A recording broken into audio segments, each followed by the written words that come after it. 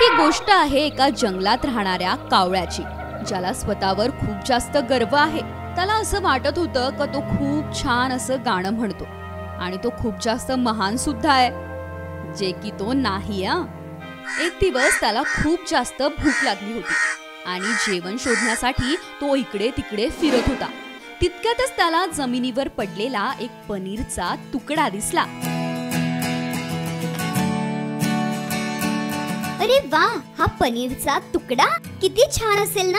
आज तर माझं नशीब खूपच छान आहे. या पनीरच्या तुकड्याला आता मी कुठेतरी अशा ठिकाणी घेऊन जातो जिथे मला शांततेत याला छान पद्धतीने खाता येईल. कावळ्याने तो पनीरचा तुकडा उचलला, आपल्या चोचीमध्ये दाबला आणि तिथून उडून गेला.